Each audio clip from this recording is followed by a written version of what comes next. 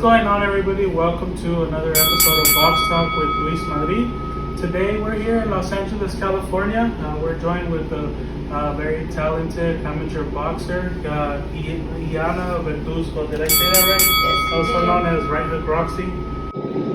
Can you tell them your full name? I know you have a super long full name. Yeah. My name is Iana Verduzco. I'm 19 years old from Los Angeles, California, and I'm currently an amateur boxer. Sure, thank you. Well, thank you so much for giving us a little bit of time today. I really appreciate it. To get into it, normally I like to ask a little bit about how people get introduced to boxing, but in your case, you didn't really get introduced to it. It's kind of just in your blood, right? So, can you talk to them a little bit about your family members that were fighters and stuff like that? So I am a fourth generation fighter. My uncle was undefeated kickboxer with Benny the Jet Paquitas. I had a lot of aunts and uncles. My great grandma, she used to do wrestling. Actually, she's one of the first luchadoras, and it's a family thing. And I'm currently, honestly, the only person right now in my family to keep on continuing with the legacy. I'm like holding the torch for everyone, and it's been a long road. I've been doing this since I was 4 years old. I've been 15 years boxing. I'm 19 years old right now. 4 years old, and then at 8 years old, I started actually legally able to fight. So. Cool. Do they still kind of play a big role in your life? Is it some people that you talk to often? Yes, they do. My uncle, he gives me advice sometimes in life with a lot of mental battles that a lot of fighters struggle, and they don't really like to talk about it. So that's one thing. He's helped me mentally. I just really like his strong spirit. So that's something I really enjoy. For sure. And can you tell us a little bit about where you grew up and just kind of a little bit about the upbringing you had growing up? So I grew up in Los Angeles. I lived in East LA for a very long time, actually. Almost half of my life I lived in East LA. And I went to school in the San Fernando Valley, San Fernando High School. 818 So I grew up in both of the areas. It wasn't really the greatest upbringing, but I never really talked about that because no one really asked me about my childhood. They just asked about my boxing. No one ever talked about that. But I struggled a lot. I've had a lot of struggles, but at the end of the day, I'm here. I'm breathing. I'm living. I want more to my story than just that. Bad upbringing, because I see a lot of fighters actually have had a bad upbringing, and I think boxing has helped them a lot. So, but yeah. Sure. What would you say are some of the biggest sacrifices that you had to make, especially being like a child boxer, basically in the beginning? It was difficult. I've sacrificed a lot. I've sacrificed going out with my friends, a lot of family holidays. I actually was homeschooled for a little bit because I was traveling too much. I didn't really have a normal childhood. Like, I'd love to play outside and everything, but I couldn't do it because I was either training, I was in training camp, I couldn't injure myself playing other sports. I did a lot of sports, but at the end of the day, I stuck with boxing. I just held back from a lot of things, and now that I got older, I realized like a lot of it was worth it because I've made a lot of accomplishments throughout these years of boxing. For sure. And for the people that might not be familiar with you, can you tell them a little bit about some of your accomplishments or all of your accomplishments? So as an amateur boxer, I'm a 21-time national champion. I am a 3-time international gold medalist. I'm also an Olympic trialist and a WBC Amateur green belt champ. So, and I have about 107 fights, about 100 wins and 6 losses, somewhere around there. I can't really keep track, but it's somewhere around there. So it's been doing it for a minute now. For sure. Sounds good. And so your mom is currently your coach, right? Yes. Yeah. My mom is my coach. So how would you describe her as mom, as her as your mom, and then her as your coach? Is it kind of similar? Well, it's a little tough sometimes, because she is my mom, and we come home with each other at the end of the day. We're with each other, so we try to balance it. Mother-daughter, like, let's separate the training away from her being my actual mom and giving me advice. So, we've been working on that a lot lately, and I feel like it's gotten a lot better. We try not to bump heads on certain things, because I could be mad at the gym, and I come home and now it's at the house, or like I didn't wash the dish in the house, and then I go into the gym, you know, and that's the part we kind of, you know, we struggle with, but we're getting there. We're getting there. For sure. And another thing that I did want to ask you, and there's a reason why I'm asking you this, because we're about to get into it, and this is gonna be a box talk first.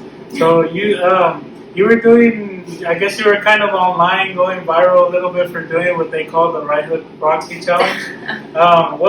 How did that even start? Do you remember? Or who started recording you or calling it that or anything? My mom did. You know, she like was just like, you know what? Everyone has something, so you gotta think of something, Roxy. She's like, let's just do the right challenge. I'm like, I don't want to just punch random people. Like, I don't want to hurt myself, but I make sure I'm protected. But it's just something like once in a while I'll do. If someone wants to do it, I guess. You know. Sounds good. Well, I think I have another victim for you today. So. Where is he at? We're gonna go ahead and give it a shot. It's my cameraman, my assistant, my friend Xavier, and we're gonna go ahead and let you wrap your hands, and then alrighty, let's hopefully we go back home safe with no internal bleeding or broken ribs. Make sure kids don't try this at home.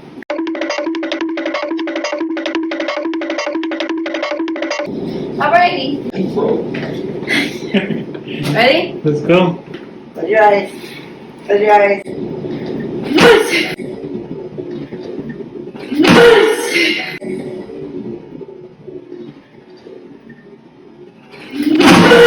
Help me! Help me! All right, sounds good. So moving forward, I just want to talk a little bit about just kind of like the pandemic and how it slows everybody down. Basically, when that started, you were in Mexico, and I guess you can say you took a little bit of time off. You were, I don't know if you were with family over there or whatever you were doing, but was that downtime? Was it good for you since you're used to fighting so much and being so busy? Was it good to kind of have that downtime a little bit? I kind of didn't. I had a downtime. I got away from the city. LA can sometimes be a little hectic. We all need that break. I fought for a really long time. I lost in the trials, the final four, and it took a toll on me. I'm not gonna lie. It was one of my first loss, besides one of the qualifiers. It was my first loss in years, and something like the most important tournament. I really did feel like somebody passed away to me. It really hurt my heart. But like my mom says, you don't get over it, just get around it. And for me, I was like, I haven't seen my family in years. I'm gonna go visit them. I visited them, but I was still working out. Actually, I was hitting the gym like 3 times a week at least, or when I could. And then I was training with my cousin. I would go running all the time. I did gain some weight there. I'm not gonna lie, but it was worth it. I got to clear my mind a little. I came back, ready prepared to fight. But then COVID was continuing, and my fight got canceled. One of them injured her arm. I had just recently went to Mexico City to fight, and they canceled the tournament. So I'm still waiting. June 26th, I finally will be able to fight. For sure. We'll definitely get into that. But as far as the next thing that I wanted to ask you is, I know a lot of fighters that are in, I guess, in your situation, where they're kind of like hesitant, or maybe not hesitant, but like, should I go pro? Should I not? In your case so far, why have you decided to still stick to the amateurs? I decided to stick to the amateurs because I feel that I'm not saying I want to be greedy, but I can get a better offer. If I do build more on my resume, I've already gotten offered really good money, but I prefer to wait. I'm not going to say who offered me, but I've gotten offered. Also, that's why I want to go to the next Olympics, which is right around the corner, since this Olympics will backtrack the year, so we're 3 years away from the next. So I feel like I'm able to wait, and I'm just really excited for what's the story. I want to get more national tournaments, international tournaments, hit all of them, so I can have an even bigger resume when I do turn pro. And I mean, the good thing for you too is that you're still really young. It's not like you're one of those fighters that's 24, 25, and you kind of have to decide on something. Yeah, you still have time. I'm 19. I have a long road, a long but short road. Boxing's there's a short gap. Right. You got to really figure out what you want to do. For sure. And so talking about some of those speaking about some of those accomplishments, what do you feel in general? Where do you feel women's boxing is right now? Do you feel like it's in a good place? And do we still have some room to grow, or what do you feel overall about it? Women's boxing definitely grew in the past decade, I'd say. There's a lot of like Ann Wolf, fighters like that weren't really known, but I know them obviously because I am a female fighter. They've opened doors for us, for the generation before me. They've opened more doors, but I still feel like we have a lot to prove and a lot to do. So that's why I want to make a change as well. I'm not going to say that I'm going to open doors for women's boxing when they're already open. I'm just trying to walk through them now and trying to accomplish more.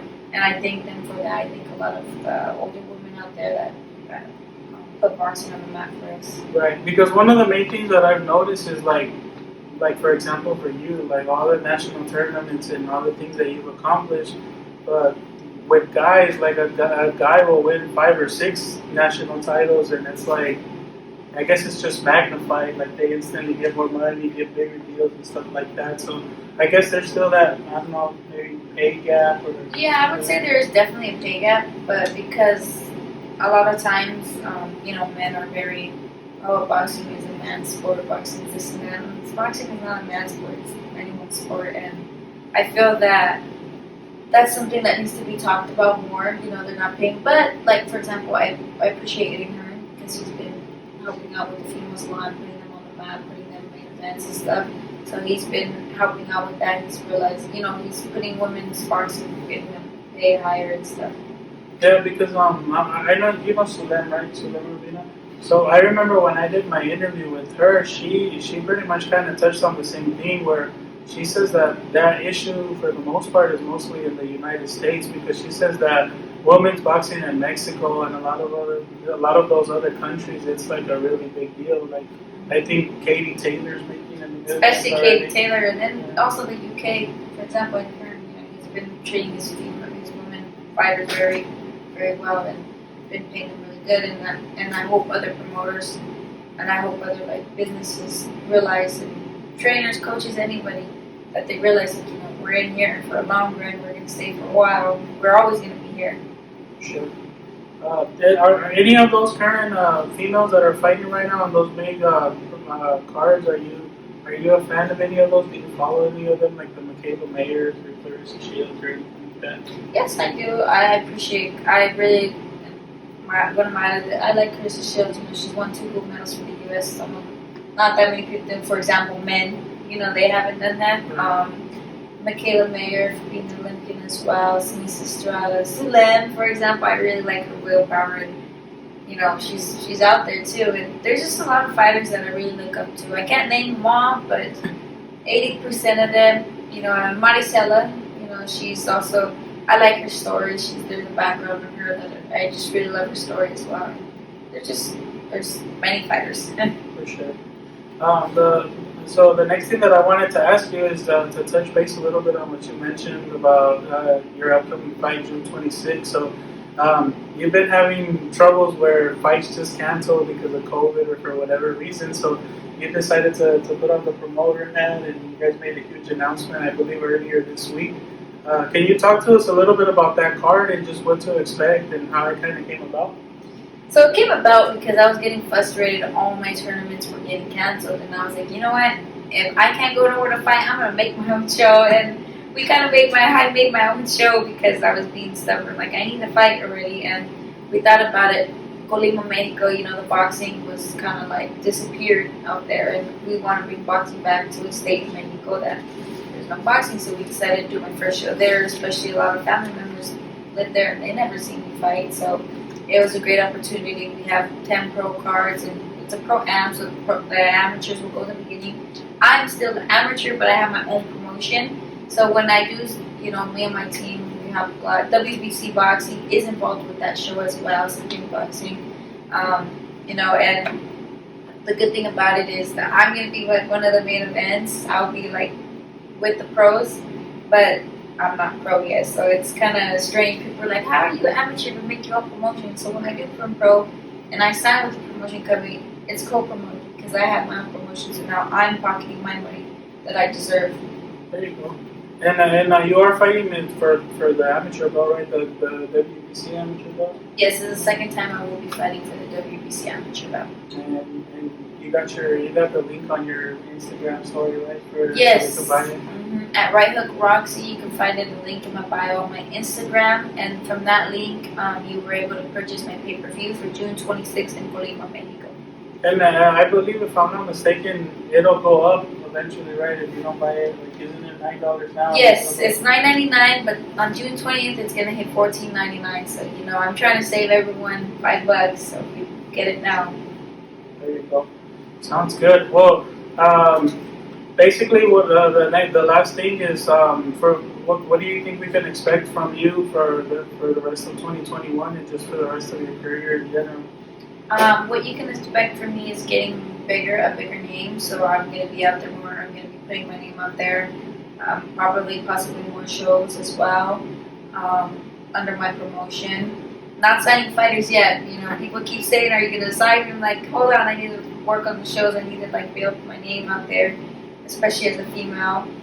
You'll see me in more national tournaments and international. I plan on getting more fight. At least I have 107 fights. I at least want 160 maybe before I turn pro. Just to say I have 160 fights.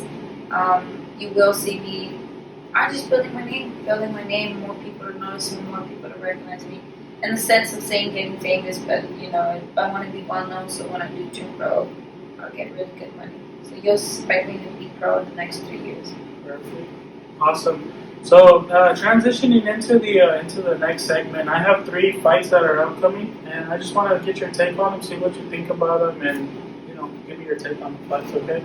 The first fight that I have for you is the Tank Davis versus Mario Barrios at 140 pounds. I like Tank and I like Barrios, but I'm gonna go with Tank. I feel like his boxing IQ is getting much better. But Leo Santa Cruz did expose him, I'd say, a little bit.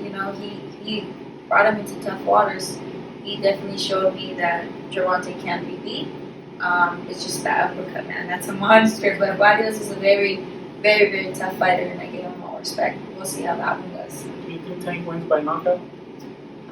I possibly think maybe unanimous or towards the end, but I feel like Barrios is going to give him a really tough time because if Leo Santa Cruz can do it, Barrios can too. Sure. Cool. The next fight I have for you is the Tyson Fury versus Deontay Wilder trilogy. I believe it got announced for July 24th. I don't even know what to say about the fight. It's unexpected with that. You never know what's going to happen, and I feel that maybe Tyson. When I've been seeing he's very focused to win this fight. He's very determined, and he just came out about his mental health too, and he's gotten better. So we'll see how that goes. That's a tough fight. I never really judge heavyweights and stuff because you never know. It's unpredictable with those fights like that. Cool. And then the last fight that I have for you is the Spence Manny Pacquiao. I believe that's in August. I feel that you cannot count out Pacquiao. He's surprisingly unexpected. He's a warrior. He throws about 5,000 punches around. If I'm actually low, I think it's 6,000. But he's a very intelligent fighter. Spence, he's a good fighter. He just came back from that crash. He fought, and he did pretty good. But I felt like he was probably a little off. I don't know. I was the only one that noticed, but I hope he gets better.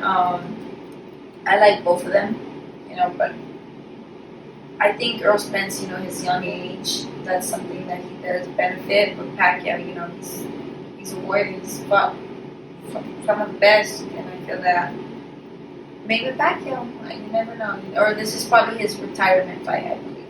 Do you think Pacquiao wins? I think but not by no knockout. I think it goes to the decision. I think this fight is going to go to decision. Can't count Pacquiao though. But I think this is his going away fight. For sure.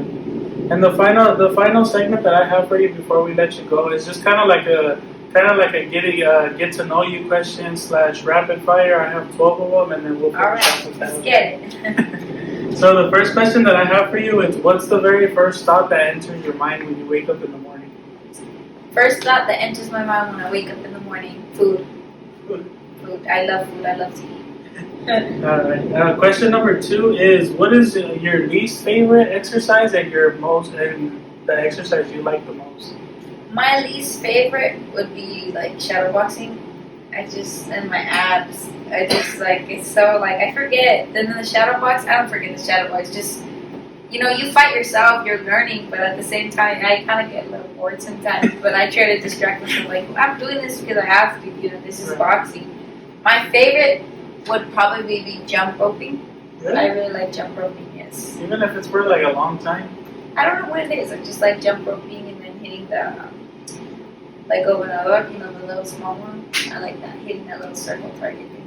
Sure. Question number 3 is, what was your favorite cartoon growing up as a kid? You boxed all the time, so you probably didn't watch cartoons. Probably Dora. I mean, when I was younger, I really liked Dora because I didn't speak no English. Really? Spanish was my first language, and then I forgot how to speak Spanish, and then English. I didn't forget to speak it, just didn't use it no more. Right. And now I'm practicing my Spanish again. But I didn't know no English, so Dora helped me a lot learn English. Cool. Question number 4 is, what is the Righthookroxy music playlist like? So if we just got your phone and we just shuffle, whatever we can You can go right here. Let's see. We're gonna hear anywhere from Chalino to Bad So Bunny the thing is, to- I have a Latin playlist. I have a Roxy's Fire. I have vibe music. I have the 80s. I have You never put it on shuffle and then it just comes out no, because they're playlists. But I can give you from each playlist. Like for example, my Latin one, I have El Fantasma, Christian Nodal, Bad Bunny. You have Junior H. Esteban Amado. See, it's just everywhere, Akon. Yeah, I have Los Rojos, Calibre. Oh God, there's just Banda MS.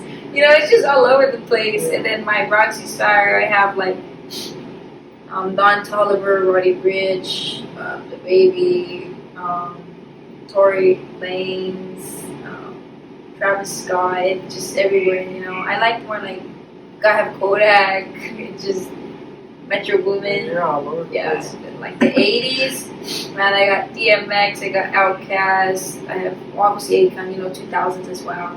Alicia Keys, Jay-Z, Lil Wayne, 50 Cent, Rick Ross, it's everywhere. That's just an idea. That's all the type of music when you're I listen to everything but really, really hard rock. I like alternative rock and some of the originals, it's just that screaming sometimes and sound like a demon. I can't do it.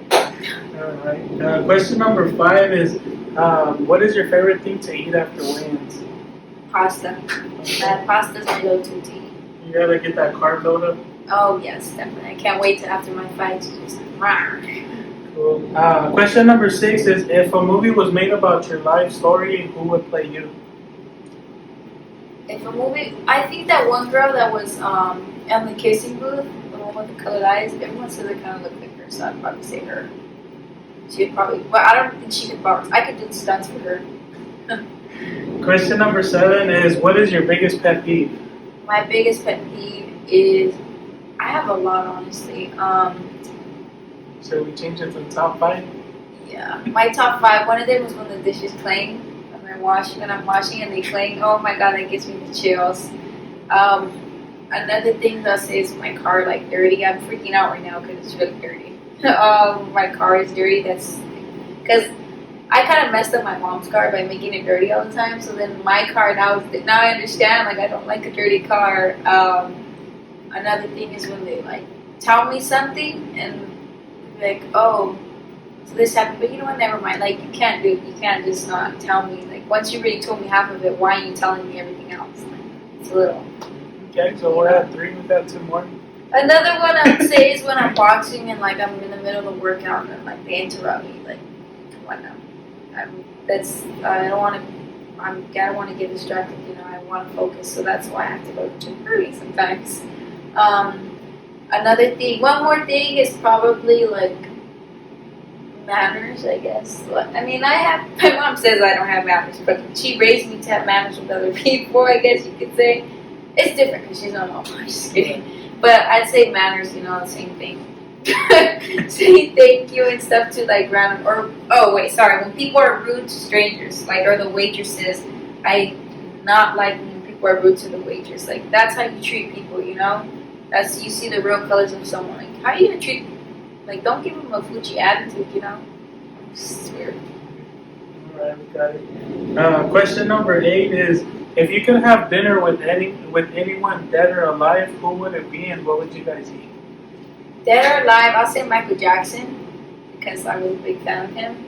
You know what? It's a mix, either Tupac or Michael Jackson. But you know, King Taco? or Chalino. I have a nice tacos with them. You know, I would have some tacos.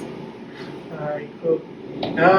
Question number 9 is: since you're always so busy with boxing and with your career, what is one thing that you actually do enjoy doing when you have that rare free time? I'm an adventurous person. I like outdoors, hiking, jet skiing, mountain climbing. You know, I like things like that, riding 4-wheelers. So that's what I like to do, adventurous stuff. But sometimes I can't because my mom thinks I'm hurt myself. Question number 10 is: what has been your favorite place to travel to because of boxing? Favorite place is probably Mexico. I don't know. I just feel like I'm home there. Question 11 is: have you ever met somebody and got starstruck? Somebody you look up to a lot? Not really nowadays, but when I was younger, I did, I don't know who it was I ran into, but I did get starstruck, but that's when I was a little kid. I think the closest was when I went to Michael Jackson's funeral. I felt like, you know, the one where like the audience, you know, like the fans were able to go to their house and like leave flowers and stuff. So, and the thing passed by his car, so like, I got starstruck even though he passed away. And then the last question that I have for you is: what movie or movies have made you cry in the past? Oh man, I just watched it the other day and I just bawled my tears were falling. Dang, I don't even know the names of them, but I'm a very emotional person when it comes to movies. I cry for when a horse or a dog dies, I'm crying. You always have to say Lion King. That's a must. Yeah, I'm just saying when an animal dies, I start crying. Like, I can't see animals die. But you can't remember any names of any right now? Actually, I cannot. I really cannot name any of them right now. I'd say like the movies where like they're in poverty and then one of the people died, and you know, like because they got shot and killed. So I can't name it. I don't know why. Very cool. Well, thank you so much. Before we let you go, do you have any last words for your fans, followers, friends, family, and do you have any social media to give out? Yes, my social media is Righthookroxy on my Twitter and my Instagram at Righthookroxy. Don't forget to purchase the link in my bio. I want to thank you guys for having me and all my fans and anyone who's watching this. Thank you guys for watching. Stay tuned. I have more news coming. I don't know when, but it's coming. And I appreciate all you guys for all your support and getting my name out there. Thank you. Awesome. Thank you so much for giving us some time today. We really appreciate it. And thank you, everybody, for tuning in to another episode of Box Talk with Luis Martin. Thank you.